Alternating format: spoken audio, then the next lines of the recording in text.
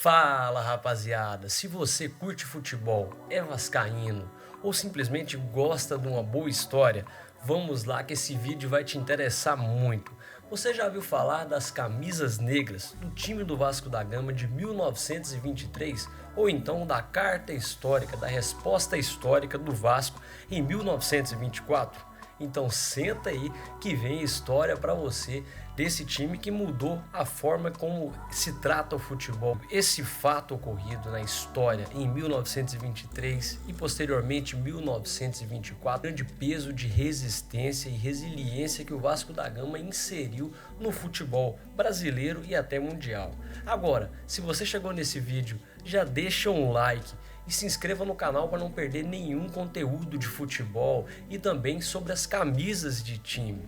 Não deixe de visitar nosso site também para adquirir as camisas do Vasco e muitos outros times, mantosdofutebol.shop. Eu vou deixar o link aqui na descrição do vídeo. Então, sem mais delongas, bora pro vídeo. Vasco desafiou o sistema. Estamos falando de 1920. O cenário do futebol atualmente era muito elitista por quem tinha grana e também principalmente por jogadores brancos. Sim, estávamos ainda naqueles meados da nova república e tinha muito resquícios aí de racismo, né? O Brasil tinha acabado aí poucos anos anteriormente, tinha acabado com a escravatura, lá com a lei áurea da princesa Isabel. Mas isso fica para outro momento. Mas enfim, o Brasil era para quem tinha grana e quem era branco. O Vasco da Gama tinha um time de operários e negros, daí vem o nome das camisas negras. Clube de origem popular da zona norte do Rio de Janeiro, sem muita grana também.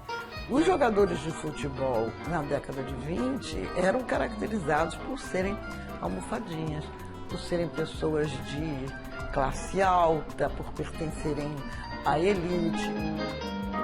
Pascoal, Arthur, Leitão, de novo em campo depois de 90 anos.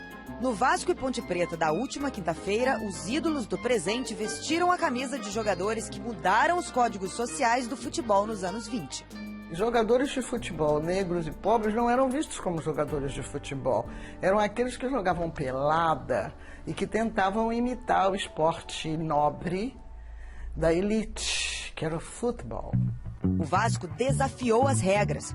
Com os camisas negras, uma mistura de jogadores brancos e de pobres e negros venceu o Campeonato Carioca de 1923. Abraçou os populares, operários e negros, montando esse super time para disputar o que seria o Campeonato Carioca, um dos mais importantes campeonatos do Brasil até então. O Vasco dava oportunidade para todas essas pessoas participarem dos jogos. O time ficou conhecido como Camisas Negras, e não só pela cor da camisa, pelo formato dessa camisa.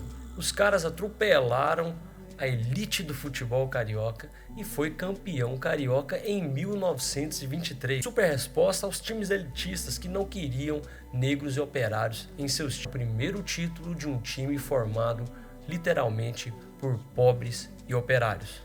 Os granfinos do futebol carioca não se agradaram com esse primeiro título do gigante. Houve em 1924 uma tentativa de exclusão do time do Vasco da Gama para participar desse que seria o segundo campeonato do Vasco. A Associação Metropolitana de Esportes decidiu colocar novas regras no campeonato e adivinha, elas barravam jogadores de origem humilde que não tinham condição aceitável para participar do campeonato. Os outros clubes do Rio agiram rápido. Fundaram uma nova liga, a Associação Metropolitana de Esportes Atléticos, a AMEA. Pelas novas regras da entidade, o Vasco teria que afastar 12 atletas negros. Se recusou e pagou o preço. O Vasco foi punido por isso, né? O Vasco quase praticamente excluído das competições por ter, né, na sua equipe negros, mulatos. E acho que o gesto mais forte de tudo isso é que o Vasco não recuou, o Vasco se posicionou com relação a isso. E se a gente voltar no período que foi, né, eu acho que é um gesto de grandeza. Eles queriam excluir os jogadores negros e operários do campeonato de 1924. Mas o Vasco não aceitou essa palhaçada. Em 1924, o então presidente do Vasco, José Augusto Prestes redigiu uma carta que ficou para a história. A Carta Histórica de 1924, que foi uma resposta. Meu amigo, o Vasco abriu mão de jogar essa liga, porém não abriu mão dos seus jogadores, não abriu mão de ficar junto com esses jogadores, de não traí-los, e o Vasco deu continuidade ao projeto. Em 1925 acabou aceito na Meia, com uma condição.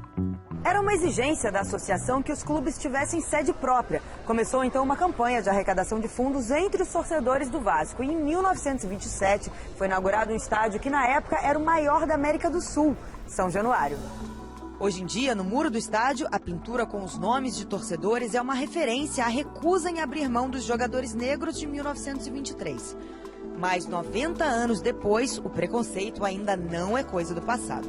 Às vezes, vários jogos com a seleção, às vezes quando jogas de visitante,